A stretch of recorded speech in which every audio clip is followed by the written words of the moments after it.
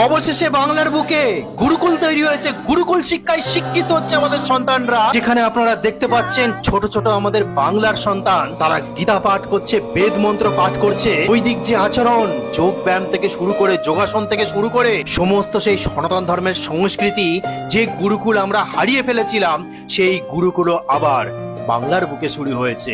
যেখানে আপনারা দেখতে পাচ্ছেন পশ্চিমবঙ্গের। নমস্কার।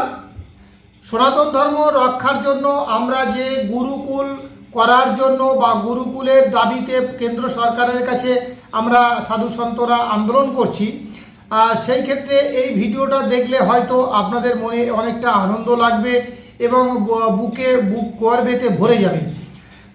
কিন্তু বাস্তব বিষয়টা অত্যন্ত করুণ।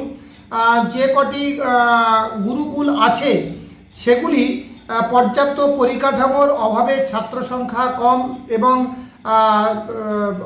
আর্থিক দুরবস্থার কারণে সেই পর্যাপ্ত শিক্ষক দেওয়া যাচ্ছে না এবং কোয়ালিফাই ভালো শিক্ষক দেওয়া যাচ্ছে না।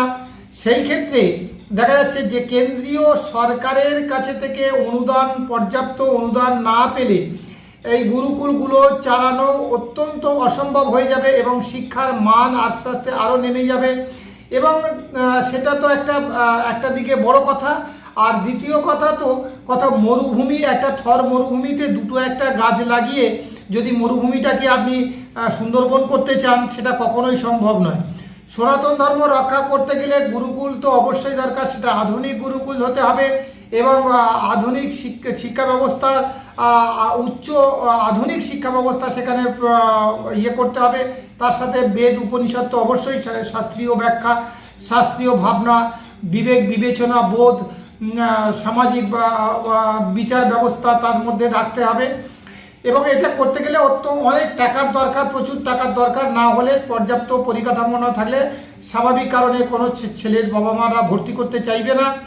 এবং সবচেয়ে বড় কথা, মেদিনীপুরে 2 কি 3টে বা একটা আছে, আরও কয়েকটা আছে যদিও, তো সেইগুলো পর্যাপ্ত নয়, মানে 1%ও নয়, মানে 0.001%।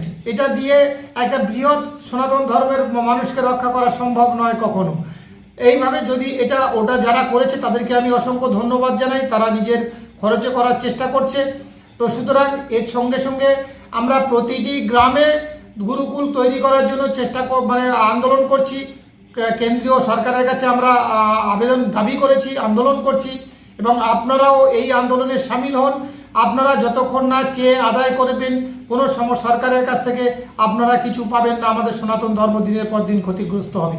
সে কারণে আমি আপনাদের কাছে আবার অনুরোধ করছি, এ দিয়ে প্রলোভিত হওয়ার কোনো কারণ নেই, আনন্দ পাওয়ার কোনো কারণ নেই। সনাতন ধর্ম রক্ষা করতে গেলে প্রতি গ্রামেতে গুরুকুল তৈরি করতে হবে, অঞ্চলে মাধ্যমিক এবং প্রতিটি ব্লকে উচ্চ মাধ্যমিক এবং প্রতিটি জেলাতে স্নাতক এবং স্নাতকোত্তর স্তরে রেসিডেন্সিয়াল সুন্দরভাবে পরিকাঠামোতে গুরুকুল তৈরি করতে হবে। প্রত্যেকটি ছেলে যাতে গুরুকুলে পড়াশুনো করতে পারে তার নিশ্চয়তা করতে হবে।